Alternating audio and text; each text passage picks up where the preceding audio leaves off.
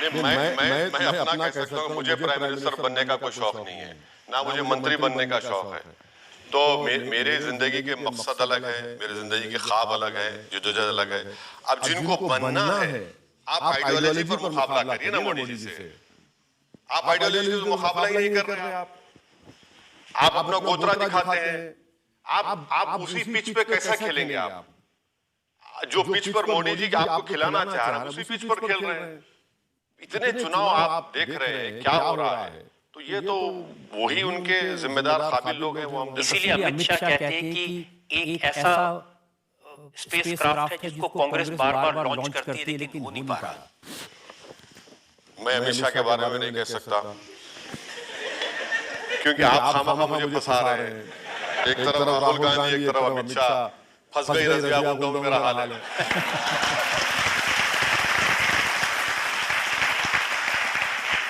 यहाँ एक और ब्रेक के बाद आपकी अदालत ने असदुद्दीन ओवैसी पर इल्जाम और सवाल था। 8,000 लोगों की लाशें बिल्डिंगों में डिब्रिज में पड़ी हुई हैं और मोदी जी बात नहीं करते। और मोदी जी क्या करते हैं? दुबई जाते हैं, वहां शेफ को मिलते हैं, या हबीबी आ गए। अब बताइए कौन सी मोहब्बत है? इतरा के उलट सकते हो।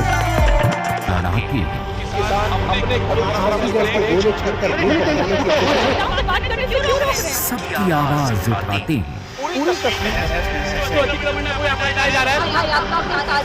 हर जान की कीमत है। हम खबर दिखाते हैं। 19 सालों से सच की बेबाक आवाज। इंडिया टीवी, आपकी आवाज। पलटवार, बहस होगी दमदार। कुरुक्षेत्र 2024 शाम 6 बजे सिर्फ इंडिया टीवी पर। प्रेजेंटेड बाय मार्वल चाय, ताजगी और जोश जगाए। मार्वल चाय, हर लम्हा नया हो जाए। Powered by burger paste, 100 years of trust। Ashok मसाले, स्वाद ही जिंदगी है। अशोक मसाले। न लड़ते न लड़ाके,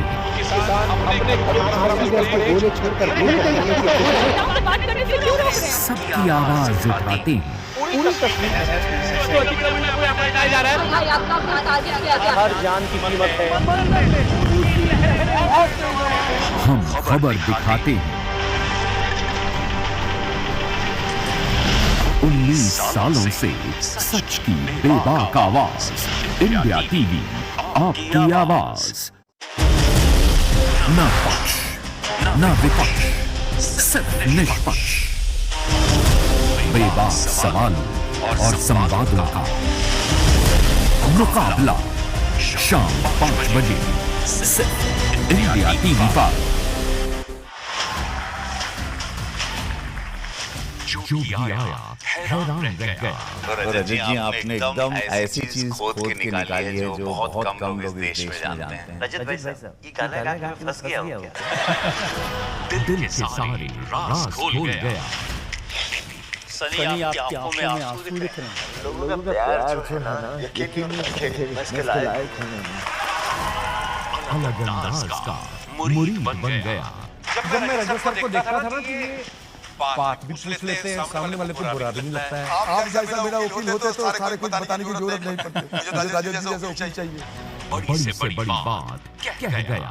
आज भी आपकी अदालत में कहते हैं कि हम कोई चमत्कारी नहीं है, हम कोई ईश्वर नहीं है, हम कोई महात्मा नहीं। आप जैसा प्रभावशाली पत्रकार, आपकी बात अब जब कहेंगे ना, लोग निश्चित रूप से उनके मन पर प्रभाव होगा। 30 साल से देश के दिल की आवाज, आपकी अदालत।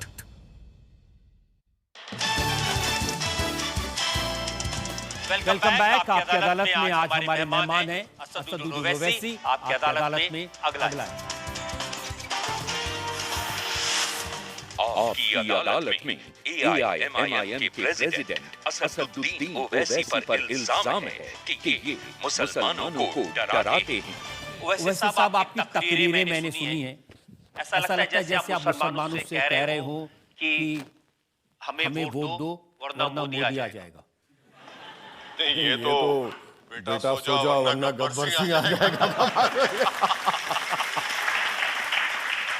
नहीं, देखिए मैं फिर से कह रहा हूँ 3 सीट में लड़ रहा हूँ और ये बोलना कि मेरी वजह से मोदी बीजेपी जीत रही गलत है।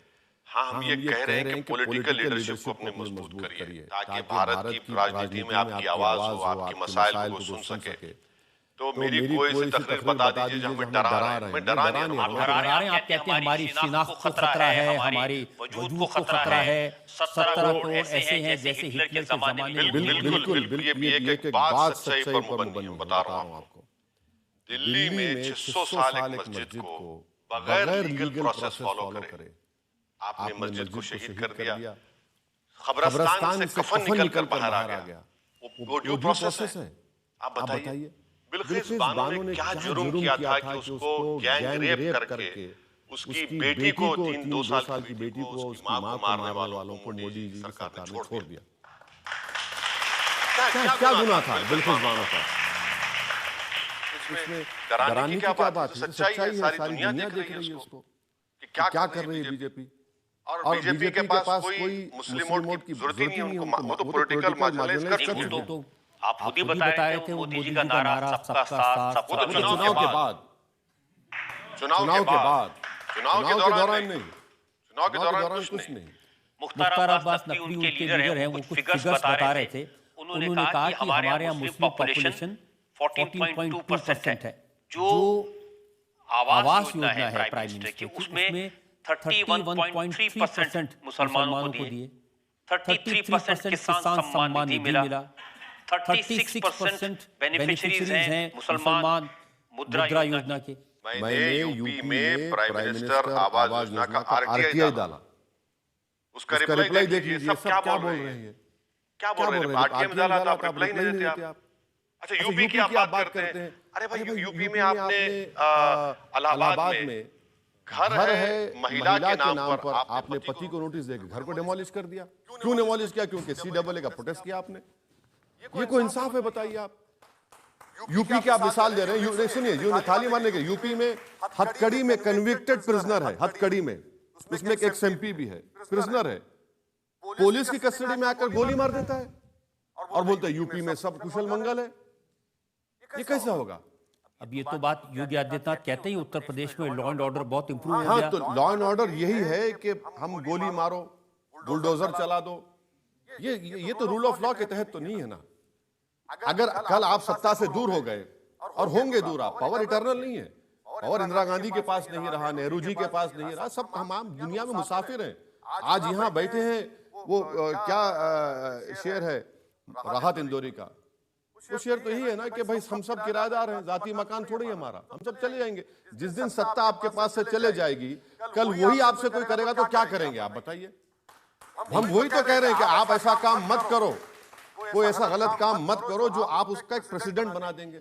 आप तो वही कर रहे हैं। लेकिन यूपी में कानून व्यवस्था, लॉ एंड ऑर्डर में इंप्रूवमेंट हुआ है कि नहीं हुआ? सर, आप सबको गोलियां मारेंगे, जो छोटा छोटा क्राइम होगा उसको पैर में गोली मारकर मीडिया के सामने लाते हैं कि फला जगह था ये क्राइम की, हमने गोली मार दी उसको। गोली मारने से क्या होगा? आप देश को गोली से चलाएंगे, संविधान से चलाएंगे? ये तो नहीं होगा ना। आप बुलडोजर चला रहे हैं, घर तोड़ दे रहे हैं। मैंने कितने घर तोड़ दिया आपने? हिसाब ही नहीं है सबके।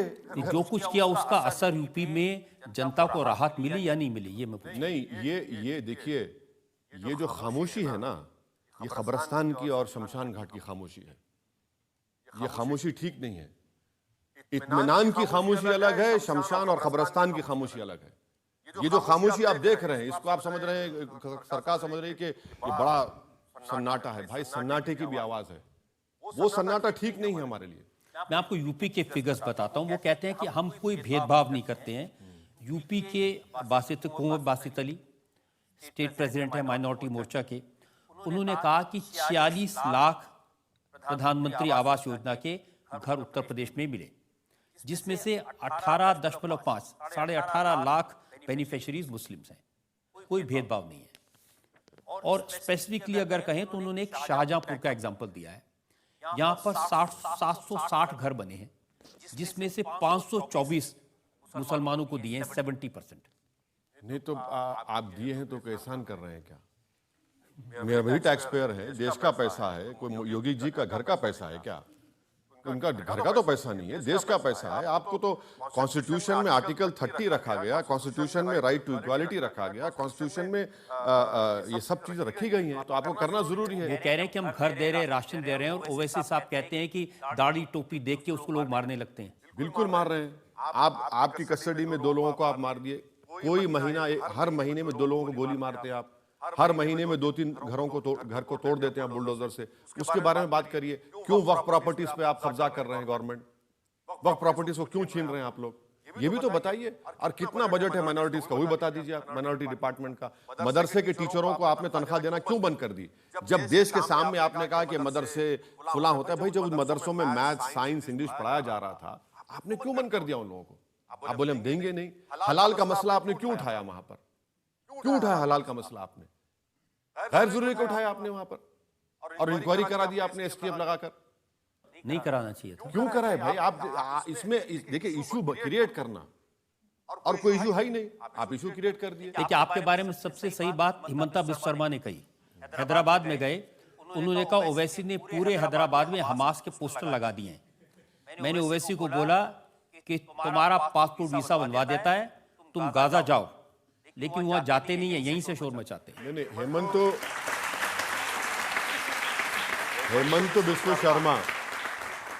हेमंत बिस्वा शर्मा वो कुत्ते और बिस्किट की दास्तान में कंफ्यूजन ला लिए। कुत्ते और बिस्किट की दास्तान थी। हमास का कोई पोस्टर हैदराबाद में नहीं लगा, ये झूठ बोल रहा है हेमंत बिस्वा शर्मा। फलस्तीनियों की ताईद के लिए हमने प्रोटेस्ट किया। भारत सरकार, मोदी सरकार ने खुद फलस्तीन का एक स्टैंप निकाला। मैं हेमंत बिस्वा शर्मा से एक रिक्वेस्ट करूंगा कि चीन हमारी 2000 स्क्वायर किलोमीटर पर कब्जा करके बैठा है। डेप्सांग डेमचाक हम खो चुके हैं। 65 पेट्रोलिंग पॉइंट में से 22 पर हम नहीं जा सकते, वहां के एसपी ने कहा मोदी जी के सामने। तो मैं हेमंत बिस्वा शर्मा से रिक्वेस्ट करूंगा कि भैया तुमको जाने के लिए नहीं कह रहा हूं मैं, तुम आरएसएस का पैंट पहनकर लट लेके मत जाओ। मैं यही कह रहा हूं कि मुझे और रजत शर्मा को कैमरा के साथ डेप्सांग डेमचाक लेकर चल जाओ। हम देखना चाह रहे हैं वहां पर क्या हो रहा है। इतना कर दो बस, आप इतना कर दो। आप वो भी नहीं करते। तो हेमंत बिस्वा शर्मा बोलते हैं ज्यादा, उनको लगता है कि अब मैं सेकंड अमित शाह बनूंगा। तो अब बीजेपी में ख्वाब देखना गुनाह है, इतने बड़े ख्वाब देखना, उनको शायद नहीं मालूम। तो देख रहे हैं, कोशिश कर रहे हैं। उनको लगता है कि मुझे गाली देंगे हमास का। अरे भैया, आप ये बताइए, भारत सरकार फलस्तीन की जुल्म के खिलाफ आवाज क्यों नहीं उठा रही? भारत सरकार इंटरनेशनल कोर्ट ऑफ जस्टिस में क्यों नहीं गई? साउथ अफ्रीका चले गया, हाँ आपके ब्राजील चला गया। हम G20 है, G20 में बड़े मालिक चले गए। उस ऑफर का क्या करेंगे जिसमें वो आपको कह रहे हैं मैं आपको गाजा पट्टी भेज देता हूं, चले जाइए? नहीं, मैं देखिए, गाजा पट्टी जाने का है तो चलिए, भारत सरकार डेलीगेशन लेके जाए, हम जाने तैयार हैं। भारत सरकार चल के देखे। हम चाहते हैं कि 20 लाख की आबादी गाजा की, 13 लाख लोग बेघर हो चुके हैं, 30,000 लोग इजराइल ने मार दिया, जिसमें से 16,000 मासूम बच्चे हैं, 8,000 लोगों की लाशें बिल्डिंगों में, डेब्रिस में पड़ी हुई हैं, और मोदी जी बात ही नहीं करते। और मोदी जी क्या करते हैं? दुबई जाते हैं, वहां शेख को मिलते हैं, या हबीबी पागल। अब बताइए ये कौन सी मोहब्बत है? अब देखिए, इनका हेमंतों का जहन देखिए। ओवैसी को हमास से मिला दो, हमास से मिला दो। अरे भाई, तुम ओवैसी को मिलाते उन लोगों से जो भारत की आजादी के लिए लड़े। अल्लामा फजले खैराबादी जो काला पानी की सजा में इंतकाल हो गया। तुम ओवैसी को मिलाते ब्रिगेडियर उस्मान से, जिसने 47 में अपनी जान दे दी। तुम ओवैसी को मिलाते हवलदार अब्दुल हमीद से, जिसने 65 की जंग में अपनी जान को कुर्बान कर दिया। तुम ओवैसी को मिलाते जौहर बरादरान से, मौलाना अबुल कलाम आजाद से। मगर नहीं, तुम्हारा थॉट प्रोसेस ही ये है, मुसलमान टू टेररिज्म। उन्होंने कहा कि जैसे आर्टिकल 370 हटा दिया, जैसे हमने राम मंदिर बना दिया, ऐसे ही निजाम और ओवैसी दोनों हैदराबाद से मिट जाएंगे। हम नहीं मिटेंगे। जब तक दुनिया रहेगी हम इंशाल्लाह हम रहेंगे, आबाद रहेंगे। हाँ, जिस दिन हम मिटेंगे उस दिन दुनिया ही मिट जाएगी, याद रखो। तो ये इनका बोलने का थॉट प्रोसेस है। अब इनको क्या लग रहा है कि वहां पर इतना जुल्म किया आसाम के मुसलमानों पर, उसके बावजूद भी आसाम में मुस्लिम बच्चे और बच्चियां जो है सबसे ज्यादा नंबर में नीट में क्वालिफाई हो गए, तो हेमंत तो परेशान हो गए कि क्या ये कैसे इतने क्वालिफाई हो गए। और वहां पर जितने मदरसों को उन्होंने डेमोलिश किया डिजास्टर मैनेजमेंट एक्ट का इस्तेमाल करके, कभी इसकी तारीख नहीं मिलती। कई लोगों को उन्होंने होमलेस कर दिया मुसलमानों को वहां पर, और जेरीमैंडरिंग करके उन्होंने असेंबली कॉन्स्टिट्यूंसी बना दी वहां पर। तो ये इनका रिकॉर्ड आसाम का है। अब तो उन्होंने चिंता की है छोटी छोटी मुस्लिम बच्चियों की जिनकी शादी जबरदस्ती कर दी जाती थी। Prohibition of child marriage central act है, पॉक्सको एक्ट है, चाइल्ड मैरिज का एक स्टडी है, गरीबी की वजह से चाइल्ड मैरिज होती है। अच्छा, उनको यह भी नहीं मालूम कि भारत सरकार का डेटा है कि 12 मिलियन चाइल्ड मैरिजेस इंडिया में हुई, 84% तो हमारे हिंदू भाई बहनों में की हुई है, 11% मुसलमानों की है। तो कहां पे कर रहे हैं वो? भाई आप ये देखिए ना। उन्होंने कहा कि 90 साल पुराना अंग्रेजों के जमाने का एक कानून था जिसके तहत अगर बच्ची की उम्र कम है, लड़के की उम्र कम है, तो भी उसकी शादी रजिस्टर हो जाती थी। ये बिल्कुल झूठ है। गवर्नमेंट ऑफ इंडिया का डेटा है, नेशनल फैमिली हेल्थ सर्वे, ये एक झूठ फैलाई जाती है मुसलमानों के बारे में। जो हिंदू लड़कियों की शादी 18 साल में होती, एवरेज उतना ही मुसलमान लड़कियों की 18 साल में शादी होती। और वो जो 90 साल पुराना कानून उन्होंने जो खत्म किया है, अब कानून ये बनाया रात के 12 बजे कि मुझे अगर शादी करना है मुसलमान की बेटी या बेटी की, तो स्पेशल मैरिज एक्ट में करना पड़ेगा। स्पेशल मैरिज एक्ट में निकाह कहां होगा? स्पेशल मैरिज एक्ट में मेहर का कहां प्रोविजन होगा जो दूल्हे को दुल्हन को देना पड़ता है? आप मेरा मजहबी रिचुअल्स जो है जिसके बगैर मेरी शादी नहीं, क्यों छीन रहे मुझसे? आप क्यों छीन रहे मुझसे? यही कहते हैं, ऐसी बातें कह के आप डराते हैं मुसलमान। डराते नहीं, मैं फैक्ट कह रहा हूं, मैं झूठ नहीं कह रहा हूं, सच्चाई कह रहा हूं मैं। उन्होंने जो 90 साल पुराना कानून को खत्म किया है, आपने क्यों किया? भाई चाइल्ड मैरिज तो नहीं होनी चाहिए। वो कानून मैंने देखा है, उसका जो स्पेशल प्रोविजन आखिरी जो उसका पैरा है उसमें लिखा है कि अगर इस कानून के बाहर भी निकाह होता है, कोई शादी होती है, तो उसको रिपील नहीं किया जाएगा इस कानून के। निकाह कैसे होगा जब मैं स्पेशल मैरिज एक्ट करूंगा? मैं कैसे? स्पेशल मैरिज एक्ट तो सेक्युलर सब लोगों के लिए है। वही तो मैं कह रहा हूँ, सेक्युलर अगर है तो भाई आप हिंदू धर्म के लिहाज से हिंदुओं की शादी होगी, सिख धर्म के लिहाज से सिखों की शादी होगी। यही तो आप फैलाते हैं। जैसे अब यूसीसी के बारे में अब आप कहते हैं कि यूसीसी आएगा तो निकाह नहीं हो सकेगा, सबको शादी करनी पड़ेगी। अच्छा चलिए, यूसीसी की जरूरत ही नहीं है देश में। बाबा साहब अम्बेडकर ने कहा कि वॉलंटियर होने चाहिए। हमने यूसीसी के लिए क्या किया? हमने स्पेशल मैरिज एक्ट बनाया, हमने इंडियन सक्सेशन एक्ट बनाया, हमने ऐसे 2 सेकुलर कानून बना दिए। अब आप मेरे को बताइए, जैसा कि आप मुझे मालूम था आप इस सवाल करेंगे, मैं लिख कर लाया हूं उत्तराखंड का सेक्शन 4 सबसेक्शन 4 पढ़ लीजिए। हिंदू धर्म में प्रोहिबिशन ऑफ मैरिज है कि मां के तरफ और भाई के तरफ शादी नहीं हो सकती ना, नहीं हो सकती। मुसलमानों में हो सकती। आप वो प्रोविजन लाए सेक्शन 4 सबसेक्शन 4 में। भाई मुझे क्यों रोक रहे हैं आप? आपका धर्म है, आप उस पर चलिए, मुझे क्यों थोप रहे हैं मुझ पर आप? ये नंबर 1 पॉइंट ये है। उसमें बहुत सारी लिस्ट दे दी है कि बहनों से, कजन से शादी नहीं हो सकती। उसमें प्रोहिबिटेड लिस्ट आपने बना दी। अच्छा, उसमें और एक चीज क्या कर दिया आपने कि 2010 में अगर आपकी शादी हुई किसी की उत्तराखंड में, आपको रजिस्टर कराना है अभी। अब 2010 में अगर किसी की अपने रिश्तेदारों में शादी होगी, रजिस्टर नहीं होगी वो।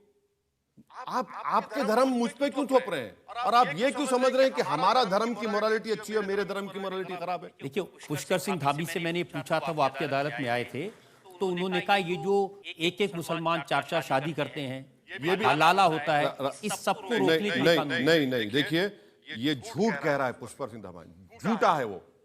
2006 का आप जाकर देखना, मैं सुनने के बाद 2006 का गवर्नमेंट का डेटा है।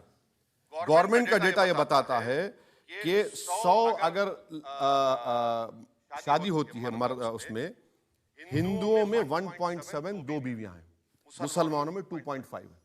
ये 2006 का डेटा है। अब इसकी बात क्यों नहीं करते? और मुसलमान में जब शादी होती है तो उसको बीवी का स्टेटस मिलता है। हिंदू धर्म में किसकी सेकंड मैरिज हो तो बीवी नहीं होती, मिस्ट्रेस होती है वो।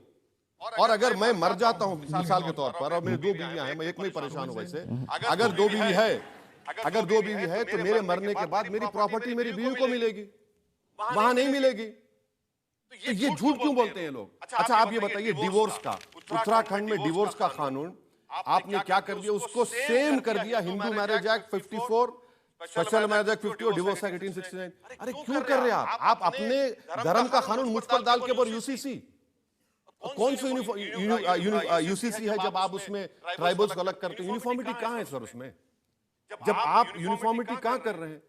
चौथी बात यह है कि उत्तराखंड का जो बोल रहे यूसीसी नहीं है, यूसीसी तो ऊपर देश होना चाहिए, और आप स्टेट में कानून बना रहे हैं। सिर्फ मुसलमानों को उनके रिलीजन से दूर कर दो, उनके रिलीजियस प्रैक्टिस से दूर कर दो। रिफॉर्म के नाम पर आप मुसलमानों से हमारा रिलीजन छीनना चाह रहे हैं। यही तो मैं बता रहा हूं, मैं तो एग्जाम्पल दे रहा हूं आपको। सेक्शन 4 सब सेक्शन 4 आपको कह रहा हूं, इनका डिवोर्स का सेक्शन 25, 27, और शादी जो इस्लाम में होती है ना, वो जन्म जन्म का साथ नहीं होता। हिंदू धर्म में जन्म जन्म का साथ है। हमारे पास एक कॉन्ट्रैक्ट है, एक जन्म मेरे लिए काफी है, दूसरे जन्म में मुझे नहीं चाहिए मेरी बीवी। मैं कह रहा हूं आपको, भाई जन्म जन्म का साथ नहीं है वो। मेरा क्वेश्चन आपसे ये है कि कुछ लोग कहते हैं कि ज्यादा बच्चे करने से डेमोग्राफिक बढ़ेगा, आपका इस पे क्या कहना है? ये सरासर झूठ है, गलत है। मैं आपको बता रहा हूं कि भारत में जो फर्टिलिटी रेट है मुसलमान और हिंदुओं का, 1992 में मुस्लिम फर्टिलिटी रेट था 4.41, अब वो आया है लेटेस्ट जो डेटा है गवर्नमेंट का 2.36। हिंदुओं का था 3.30 गिरकर 1.94 है। तो डिफरेंस जो है सिर्फ 0.4% का है। तो ये जो लोग बोलते हैं ना कि मुसलमान पूरे हिंदुओं से आगे बढ़ जाएंगे, नहीं बढ़ेंगे। 600 साल में भी नहीं बढ़ेंगे, 1000 साल में भी नहीं बढ़ेंगे। भारत में हिंदुओं का पॉपुलेशन स्टेबलाइज हो जाएगा बाय 2070, और मुसलमानों का पॉपुलेशन स्टेबलाइज होगा इन 40 साल के बाद। वो और लास्ट जो मुसलमानों का पॉपुलेशन होगा वो 18.87%, उतना ही होगा। ऐसी चीजें सोशल मीडिया पर बहुत चलती हैं और लोग एग्जाम्पल देकर बताते हैं कि बेल्जियम में बैलेंस बिगड़ गया, वहाँ ज्यादा मुसलमान हो गए, वहाँ के लोग कम रह गए। सर बेल्जियम का वॉफल अच्छा होता है, मैं भी कभी खाया, मगर बेल्जियम में वहां पर जो लोग आए अरब कंट्रीज से, तो वहां पर रह रहे हैं, मगर भारत में तो ऐसा नहीं होने वाला है। भारत में एम्पिरिकल एविडेंस है। आप जो नंबर्स कह रहे हैं उसको भी वो लोग चैलेंज करते हैं। नहीं, उसको लेकर वो ये कहते हैं कि जब जनसंख्या गिनने वाले लोग जाते हैं जी, तो मुसलमान अपने 9 में से 5 बच्चों को अंदर छुपा लेते हैं, 4 को गिनवाते हैं, 5 को नहीं गिनाते। तो उनको कैसे मालूम कि 9 है? या तो ये है कि जो करने गया है वही उनको पैदा किया, या फिर उनका चचा है, या उनका दादा है, या नाना है, या उसकी बेटी उस घर में है। भाई मालूम कैसे मालूम? ये गलत बात है ना सर। 9 पैदा कर रहे, नहीं ही पैदा कर रहे। आप तालीम को आम करिए, आप मुस्लिम महिलाओं को डिमांड ड्रिवन स्कॉलरशिप दीजिए। आपको मैं बोल रहा हूं कि 21 से पहले पॉपुलेशन स्टेबलाइज हो जाएगा। आप तालीम में मदद ही नहीं कर रहे हैं। मोदी जी स्कॉलरशिप बंद कर दिए। मोदी जी ने तो आपकी अदालत में कहा था, मैं चाहता हूं मुसलमान के एक हाथ में कंप्यूटर हो और दूसरे में कुरान। मोदी जी हमारे हाथ में कुछ रखे ही नहीं है, हमारा घर ही छीन लिए, मस्जिदों को छीन रहे हैं, शनाख्त को छीन रहे हैं। वो तो मैंने मोदी जी डायलॉग अच्छा मारते हैं माशाल्लाह से, वो उनका कोई मुकाबला नहीं है, कोई मुकाबला नहीं कर सकता। भाई आप अगर एक हाथ में कुरान और कंप्यूटर दे रहे तो आपने pre matric scholarship 9th class से क्यों की? आपको क्लास 5, 3, 6 से करना चाहिए था। आपने मौलाना आजाद फाउंडेशन क्यों बंद किया जिसमें लोग पीएचडी करते? आपने क्यों बंद किया उसको? भाई आप जो कर रहे हैं मैं बता रहा हूं ना, आपने मेरिट कम मींस की स्कॉलरशिप को कम कर दिया। 2021-22 का जो बजट था उसमें से खाली 22% खर्च हुआ। बताऊं मैं आपको, ये पार्लियामेंट का डेटा उठाकर देख लीजिए आप। तो पॉपुलेशन, आप मुतमईन रहिए मेरी बहन के मुसलमानों का पॉपुलेशन 18.9 पे रुक जाएगा, स्टेबलाइज हो जाएगा। और हिंदुओं और मुसलमानों में 80 करोड़ का फर्क है, रहेगा बराबर हो, फिक्र मत करिए। ये बीजेपी आरएसएस की बातों में मत जाइए। इनको ये अगर आपको बोलेंगे देखो भाई भैंस उड़ रही, तो यकीन मत करिए उनका। वो ये भी कहते हैं कि जो मुस्लिम हैं वो इस्लाम के कारण जनसंख्या कंट्रोल के जो मेथड्स है उसमें बिलीव नहीं करते, इसलिए ज्यादा बच्चे हो जाते हैं। नहीं, सबसे बड़ा झूठ है ये। कॉन्ट्रासेप्शन का जो इस्तेमाल हुआ है, मैं वो डेटा दे रहा हूं, 92-93 में मुसलमान लोग 27.7 कॉन्ट्रासेप्शन इस्तेमाल करते थे। 2019 में 60.2% मुसलमान कॉन्ट्रासेप्शन इस्तेमाल करते हैं। अच्छा, और इसमें हिंदू भाइयों में, हिंदू धर्म में बड़ा बढ़ा है। 41 थे 92 में, वो बढ़ के 67.9 हो गया। अच्छा, अब आपको मुस्लिम मर्द के खिलाफ बड़ा ये लोग बोलते हैं। सबसे ज्यादा कॉन्ट्रासेप्शन मर्द जो इस्तेमाल करते भारत में मुसलमान है, 34.10, और हमारे हिंदू मर्द जो है 34.10। हमारे सिख भाई बैठे हुए हैं। मैं आपसे कह रहा हूं, देश के प्रधानमंत्री ने लाल किले से कहा था कि वही देश माने जो बच्चे कम पैदा, जो फैमिली प्लानिंग करेगा वो देश के हित में होगा, वफादार होगा। सबसे बड़े वफादार आप हैं, क्योंकि ये कह रहा हूं कि 75% आप लोग फैमिली प्लानिंग करते, 45% मुसलमान, 50% हिंदू करता है। नहीं, तो ये बता रहा हूं ना कि ये गवर्नमेंट का डेटा मेरा नहीं है, ये गवर्नमेंट का डेटा है। इसलिए बीजेपी जो एक माहौल पैदा करती है, आरएसएस, संघ परिवार, कि भाई ये लोग फैमिली प्लानिंग नहीं करते, स्पेसिंग करते हैं। इस्लाम में आपको ये कहा गया अपने टाइम से बच्चे पैदा करिए, कोई रोक टोक नहीं है। अच्छा, फैमिली प्लानिंग करा रहे हैं, बावजूद इसके इस्लाम इजाजत नहीं था। 20% मुस्लिम महिलाओं ने फैमिली प्लानिंग कराया, 20%। ये आपको बोलते नहीं डेटा ये, और वो जो कुछ कह रहा हूं मुझे रॉन्ग प्रूफ करिए आप, और फिर आ जाएंगे आपके दाल कठहरे में, अगर राजस्थान में बुलाए तो। ये मेरे लिए ऑनर है कि उन्होंने मुझे 2 मरतबा बुलाया। जब दाढ़ी उतनी व्हाइट नहीं थी, अब व्हाइट होगी, फिर भी उन्होंने बुला लिया, मैं उनका शुक्रगुजार हूं। जनता में सवाल आप अपनी तकरीरों में, सभाओं में कहते हैं कि मुसलमान ही मुसलमान का दुश्मन बन रहा है और हमें इनमें कुछ छुपे लोगों को पहचानना चाहिए। तो सर, आपको क्या लगता है कि जो कौम के लोग हैं वो ये बात आपकी पसंद करेंगे और आपके साथ आना चाहेंगे? करबला के मैदान में इमाम हुसैन को शहीद करने वाले मुसलमान थे। करबला के मैदान में इमाम हुसैन साहब नमाज साथ पढ़ते थे, और नमाज पढ़ने के बाद तलवार उठाने वाले मुसलमान थे। करबला के मैदान में रसूलुल्लाह सल्लल्लाहु अलैहि वसल्लम की औलाद को शहीद करने वाले मुसलमान थे। टीपू सुल्तान को, सिराजुद्दौला को धोखा देने वाले मुसलमान थे। तो ये एक तारीख रही है मीर जाफर, मीर सादिक की, जो आज भी हैं। मैं ये बता रहा था आपको। जैसा हमने अभी देखा, आपको शायरी का कितना शौक है। आपकी तकरीरों में भी हम देखते हैं कि आप अपनी बात को शायरी के थ्रू लोगों तक पहुंचाना चाहते हैं। तो मैं चाहती हूँ कि आप बताएं कि आज जो हमारे देश के हालात हैं उस पर आप क्या शायरी अर्ज करना चाहेंगे? इखलाक का जलता हुआ घर देख रहा हूँ, देखा नहीं जाता मगर देख रहा हूँ। सरदार साहब कुछ पूछना चाहते हैं? पहले तो आपने हमारी तारीफ करी, और आपकी भी तारीफ है कि हम सब उल्टे हाथ में घड़ी पहनते हैं, और लोग कहते हैं कि मुसलमान उल्टे होते हैं, जबकि आपने सीधे हाथ में घड़ी पहनी है, तो उल्टे में तो हमने पहनी है। खैर, और दूसरी बात, उल्टा तो नहीं हो गया ना? नहीं, आप सीधे में पहने, हम उल्टे में पहने। और दूसरी बात सर, सब जैसे कहते हैं कि आरएसएस, बीजेपी, आपने भी कहा कि ये सब अखंड भारत की, हिंदुत्व की बहुत ज़्यादा उसके आज उसमें है, तो वो अखंड भारत के फेवर में है। तो आज 17% हमारे मुस्लिम भाई हैं यहाँ पे, तो अखंड भारत वो चाहते हैं, तो आप भी क्या चाहते हैं? मैं तो चाहूंगा कि हमारा भी पंजाब वहाँ से आ जाए, अखंड भारत बने, हमारे मुस्लिम भाई भी वहाँ से आ जाए। भाई साहब, तो हमारे मुस्लिम भाई वहाँ से आएंगे तो आपके ही सपोर्टर बढ़ेंगे, वैसे ही आपका नारा और बढ़ेगा, आपका नाम और बढ़ेगा। देखा आपने, अखंड भारत के लिए मैं तैयार हूँ। पूरा बांग्लादेश ले लीजिए आप, पूरा पाकिस्तान ले लीजिए, आधा अफगानिस्तान ले लीजिए, आधा बर्मा ले लीजिए, थोड़ा भूटान ले लीजिए, पूरा नेपाल ले लीजिए। मगर सबसे पहले मोदी जी को चाहिए कि पहले पीओके